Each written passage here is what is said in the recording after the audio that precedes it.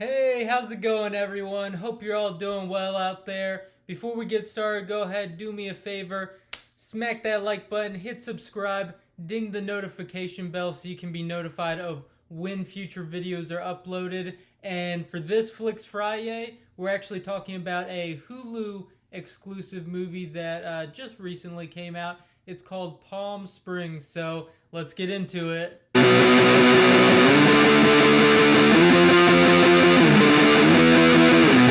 So we're going to kick it off with the pros of this movie, what it did well. The first thing I'm going to say is the acting is very well done. The two standouts are obviously the two leads in this movie. Gonna consult my notebook because I'm terrible with names. But Andy Samberg and Cristin Milioti. And I believe Andy Samberg is one of the guys from The Lonely Island. Correct me if I'm wrong, but I think he's from The Lonely Island. He definitely shows up here. Him and Cristin are both very good actors in this movie, and they were definitely highlights. Also, the concept of a time loop opens up some really cool possibilities. You've seen it in movies like Edge of Tomorrow, and especially more relatable to this, I think, Happy Death Day. Happy Death Day had some pretty funny scenes, and one of the nice things about this time loop concept is it allows these characters to do crazy, wacky things that you wouldn't do if there wasn't a time loop, right? So, like, they'll do stuff that puts them directly in harm's way, or like in Happy Death Day, you know, she's gone through the same day over and over again. This killer keeps killing her, so she just walks around campus, you know, totally stripped down, and she doesn't really care because she knows that she'll end up dying and then wake up and just restart the day. So it's that sort of concept opens up some creativity for some more outlandish gags, and to let those gags, which would normally be a bit unbelievable, be somewhat more believable. So the humor along with that does land really well, thanks to the concept of the time loop and also the acting of Andy and Cristin.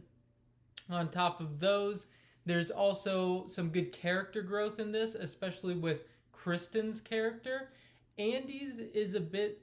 I'm not sure how I feel about Andy's character growth. He does have character growth, especially at the end, but it seems kind of sudden. Cristin's is done a bit better, I think, because it's over the course of the whole movie. As she's dragged into this time loop, you know, she starts off, she goes through all these phases of how do we get out of here? Is there a way to kill ourselves that then we won't wake up back in this time loop? We'll just go back to normal reality. Is there some sort of karmic aspect to this whole thing? Is that why? Are we being punished for, you know, bad karma? And so she goes through this whole spectrum of emotion and character growth. And so she really sells the character growth. Andy's feels a bit more shoehorned in, but it is a comedy, so it still works. It's done well enough. So for the cons of this movie, what it could have done better and improved on with a little bit more time in the oven, one thing is I would have really liked to see more of this character named Roy in the movie. He was really good as well when he was on screen, and it's not a spoiler, it happens at the very beginning, and his name's mentioned at the beginning as well. But Roy is this character that is basically after Andy Samberg's character, and you know, he just keeps coming after him. He's trying to kill him, and you see, like, they have this little flashback sequence of these times where Andy's character was like tortured and killed by this guy, and it is humorous, it is funny, but I would have actually liked to see some of that play out more throughout the course of this. You really only see present day Roy, you know, come back after Andy once or twice in this film, and it would have been nice to have him more of a returning role. Sort of like Happy Death Day's murder, how that was kind of funny because she thinks like she escapes him, and then nope, not quite, he's back. So I think they could have done something cool with that, and I think Roy was a little underutilized. On top of that, I think that it is a little strange that Niles has this sort of connection with this time loop. He likes to be in it, sort of. He doesn't really want it to end, it seems like.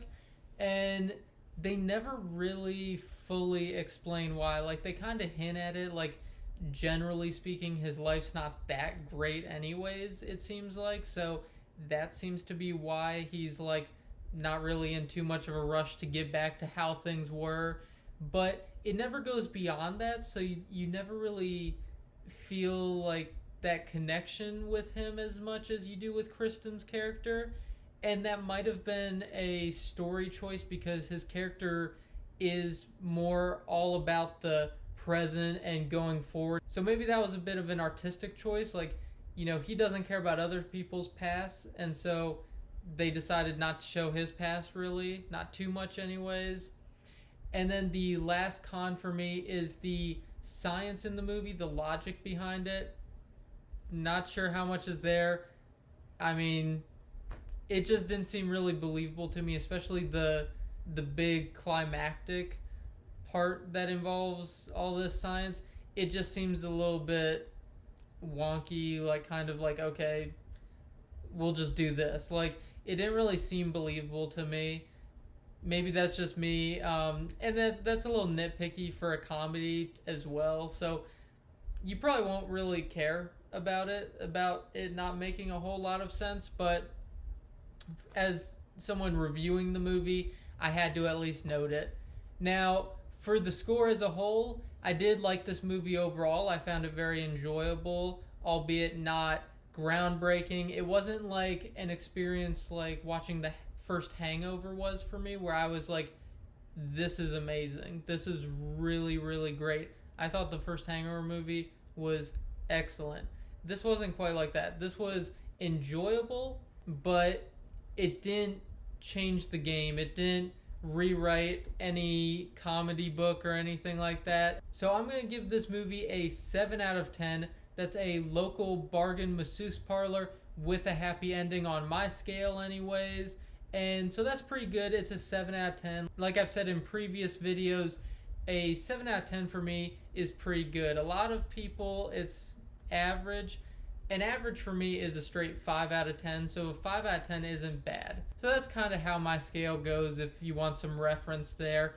It's a good comedy, and it's definitely not going to be a waste of your time. If you're in the mood for some laughs and just some lighthearted movie to be playing in the background, or you're hanging out with friends, then you could definitely do a lot worse than Palm Springs. And so I think if you have a Hulu account, definitely go watch this. It's worth your time. It's really good. You're not going to regret it. So that's all I have for this week's episode of Flix Friyay. Before you head out, do me a favor.